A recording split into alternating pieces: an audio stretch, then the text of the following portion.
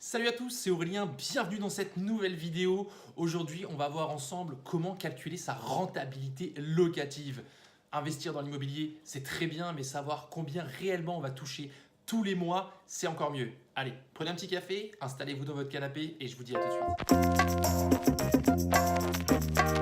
Alors avant de parler de rentabilité locative, des différents calculs de rentabilité, je vous invite à vous abonner, je ne sais plus où c'est, à ma chaîne. Vous recevrez une petite notification dès que je posterai une nouvelle vidéo. Je vous invite également dans la description juste en dessous de la vidéo, je vous offre gratuitement mon e-book qui vous permettra de cartonner et de réussir votre premier investissement immobilier. Voilà, c'est gratuit, c'est pour vous. Alors, avant toute chose, avant de se lancer dans un investissement locatif, il est essentiel, j'insiste bien, vraiment essentiel de connaître sa future rentabilité locative. Ben oui, si vous voulez investir dans la pierre, mettre votre bien en location, c'est en partie pour pouvoir vous dégager un revenu supplémentaire, non? On est d'accord? Ben en fait, tout simplement, ce revenu supplémentaire sera ce qu'on appelle la rentabilité locative. Alors, comment elle se calcule? On peut se baser sur trois différentes méthodes de calcul. Numéro 1, vous avez la rentabilité brute. Qu'est-ce que la rentabilité brute? Avant d'acheter votre appartement, ça vous permettra grossièrement de voir si votre bien sera rentable ou non. C'est un premier calcul qui vous permettra de faire le tri entre un bien qui vous rapportera de l'argent tous les mois et un bien qui vous fera perdre de l'argent tous les mois. Alors comment on calcule cette fameuse rentabilité brute?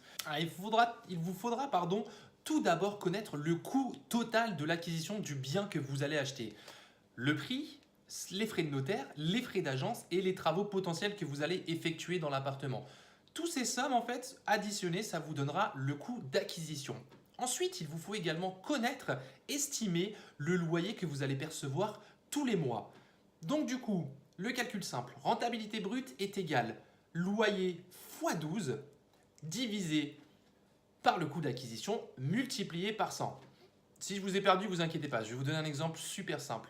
Imaginons un loyer perçu de 500 euros et un coût d'acquisition de 100 000 euros. Donc si on fait 500 x 12, donc le nombre de loyers perçus à l'année, divisé par 100 000 euros, multiplié par 100, ça vous donne une rentabilité brute de 6%.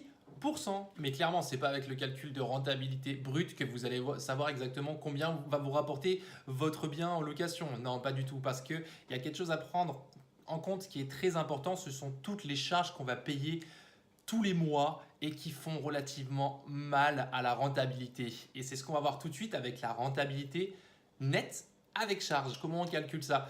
Tout simplement, en fait, tous les mois, vous allez avoir des charges que vous allez devoir payer. Malheureusement, vous n'avez pas le choix. Ce sera obligatoire. Ce sera des charges que vous ne pouvez pas récupérer. Exemple, vous avez la taxe foncière, vous avez les charges de copropriété, vous avez tout ce qui est frais de gestion. Si jamais vous déléguez, vous faites gérer vos appartements par une entreprise. Et vous avez également les vacances locatives. Alors qu'est-ce que la vacance locative?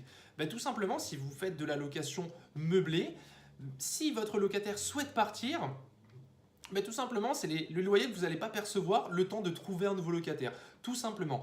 Alors, comment on calcule la rentabilité nette avec charge? Tout simplement, on reprend le calcul de rentabilité brute qu'on a fait auparavant, sauf que cette fois-ci, au loyer à l'année, on va soustraire toutes ces charges que j'ai citées.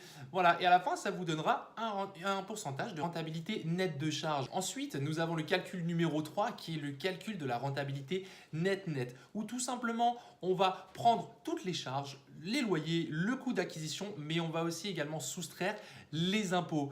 Et là, c'est tout de suite un peu plus difficile d'expliquer clairement, concrètement, par des chiffres, parce que tout simplement, au niveau de l'imposition, tout dépend de votre situation fiscale dans laquelle vous vous trouvez.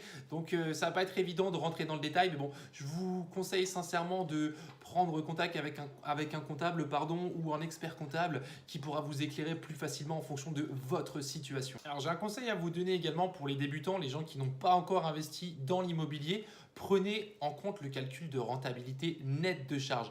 Parce que tout simplement, si vous faites bien les choses en termes de comptabilité, vous allez voir que vous pourrez amortir énormément de frais et que vous ne payerez pas d'impôts sur plusieurs années grâce à différents montages fiscaux. Mais d'ailleurs, dites-moi si ça vous intéresse juste en dessous dans les commentaires si vous voulez que je fasse une vidéo où j'explique la fiscalité, comment ne pas payer d'impôts sur plusieurs années. Voilà, si ça vous intéresse, dites-le moi juste en dessous. Voilà, j'espère que cette vidéo vous a plu et qu'elle vous a permis de voir un petit peu plus clair en termes de calcul de rentabilité locative. Je vous dis à très vite. Ciao.